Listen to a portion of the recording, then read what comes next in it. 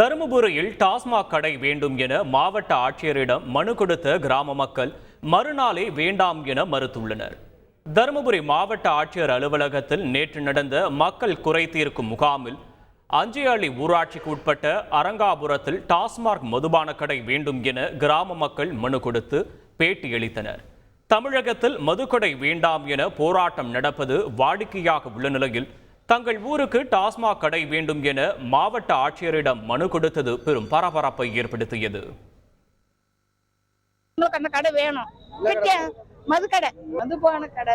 எல்லாரும் மதுக்கடை வேணாம் லேடிஸ் சொல்றாங்க, நீங்க மதுக்கடை நாங்க தேட முடியல, வீட்டுல இருக்கிறவங்க போனா அதனால வேணும்.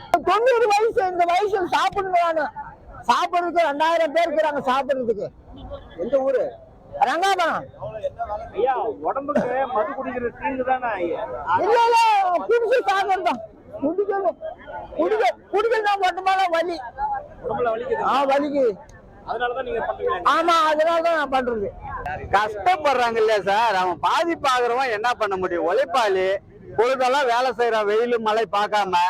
அதனால அவன் வேணும்ன்றான். சாயந்தரம்னா கண்டிப்பா வேணும். அதனாலதான் கேக்குறான். இந்த நிலையில் இன்று அந்த ஊரில் உள்ள பிற பொதுமக்களும் பெண்களும் இதற்கு ஆட்சேபனை தெரிவித்துள்ளனர். டாஸ்மாக் கடைக்கு இடம் கொடுத்த நபர் ஒருவர் விவரம் தெரியாத முதியவர்களை திட்டமிட்டு பணம் தருவதாக அழைத்து சென்று மாவட்ட ஆட்சியரிடம் மனு கொடுக்க வைத்துள்ளதாக குற்றம் சாட்டியுள்ளனர். நாங்கள் தெரியாமல் கேட்டுவிட்டோம் என்று புலம்பி வருகின்றனர். நிறைய லேடிஸை வந்து 300 ரூபாய் கூலி வீதம் கொடுக்கறதா சொல்லி கூட்டிட்டு வந்து பெட்டிஷன் கொடுத்துருக்காங்க. இந்த மாதிரி ஒயின் ஷாப் வேணும் அப்படின்ற மாதிரி வந்து கேட்டிருக்காங்க.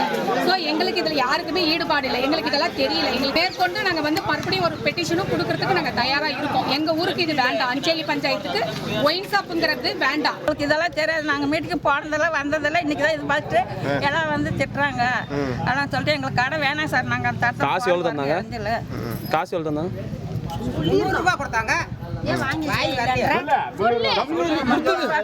சரி, போனேன் கேட்டால் ரொம்ப தொலைவா போயிட்டு வர்றதுனாக்கா அதுக்காக ஏறாச்சு. அதுக்காக தான் நான் இதுனா சாமி இது தப்புன்னா